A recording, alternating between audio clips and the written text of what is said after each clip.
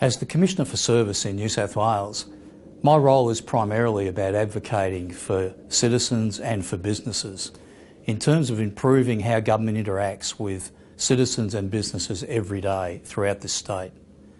In August last year, then Premier Mike Baird approached me about major concern on the acquisition of property in New South Wales and particularly in Sydney, given the degree of infrastructure that is going on in this city.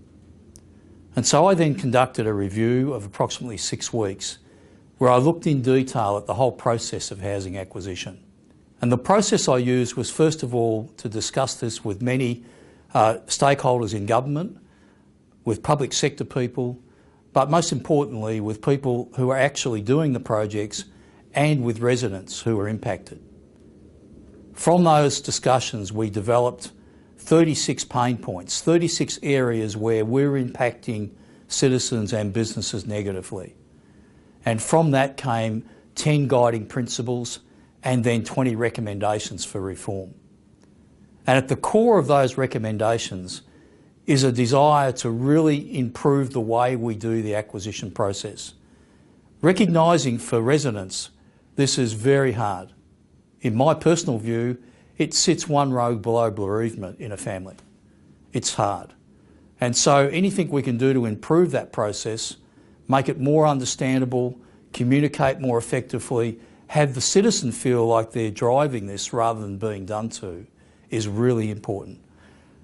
And so when you look at the reforms, at the core of that is respect, is better communication, I think improved policy, more generous financial arrangements, to really bring this together in terms of getting the best outcome we can in difficult circumstances. 10 guiding principles were developed during my review that articulate the aspirations for the acquisition process, which the review's recommendations are intended to deliver. The resident has a primary point of contact throughout the process. The resident is treated with respect and sensitivity at all times. Their needs and those of their family are listened to and given consideration. The resident is informed personally and promptly early in the process, and there is a regular, timely engagement throughout the process. The resident is provided with all relevant information in a timely, easy to understand and transparent manner at all steps in the process. The process allows the resident adequate time for consideration, negotiation, decision-making and relocation without unduly delaying the project. The timeline and any deadlines are clearly explained. The valuation and acquisition process is fair, consistent and transparent, based on market value, not reinstatement. Clear reasons and explanations are given for financial calculations, offers and terms of settlement. A full suite of support options and entitlements are unambiguous, easy to understand, simple to access and straightforward to administer. Support options can be tailored to a resident's individual needs within the bounds of the overall offering. The resident's progress is recorded, it's managed and monitored throughout the acquisition process to aid engagement at optimal times conducive to resident need and our requirements. 20 recommendations were made to the New South Wales Government centred on the resident, including recommendations for employees, for processes and performance. The recommendations are underpinned by the introduction of a new resident-focused operating model. The model responds to feedback about improving and simplifying the resident experience throughout the acquisition process. The land acquisition reform represents the New South Wales Government's response to the recommendations from the review of the New South Wales Land Acquisition Framework by Mr Russell and myself. The reform is a package of major improvements to help make the process of land acquisition fairer, more transparent and customer friendly for landowners. The overall objective of the reform is to significantly improve the manner in which we deal with residents throughout the acquisition process. We need to be open-minded and understand the impact we're having on people's lives and ensure this remains front of mind. We are focused on improving communication with landowners, reducing disputation and increasing accountability and scrutiny for government agencies acquiring land. Improvements include a fixed 6-month negotiation period, providing people more time to consider their options and also to get expert advice.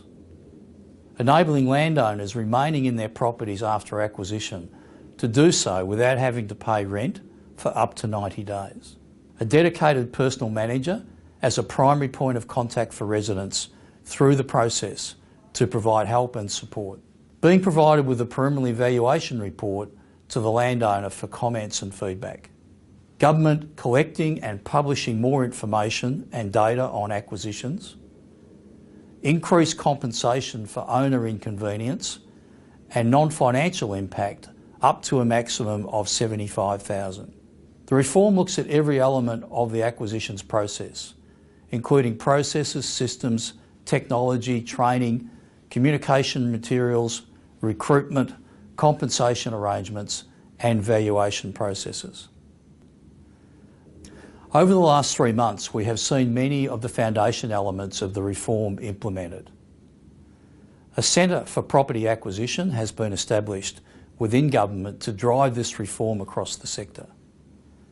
We've established a set of standards to embed the reform across the sector that will apply to all acquiring authorities.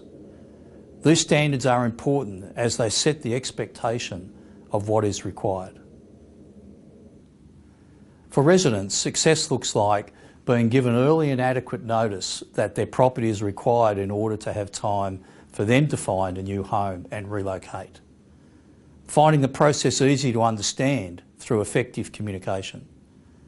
Being given flexibility in the acquisition process in relation to the settlement period that caters for their individual circumstances. Understanding how their property is valued and what is taken into consideration for their payment. Being satisfied with how the process was handled overall. For acquiring authorities, success looks like being given the time and the resources needed to deliver great community and business outcomes. Residents telling others that people they dealt with during the process were professional to deal with, took the time to understand their individual circumstances and needs, and provided support as required. Being able to acquire the properties they need to, when they need them in order to deliver the projects they are tasked with, to deliver on time and within budget. For communities, success looks like understanding why acquisitions are necessary and made aware that adequate investigation has been undertaken to minimise the number of homes required. For government, success looks like projects being delivered on time and on budget.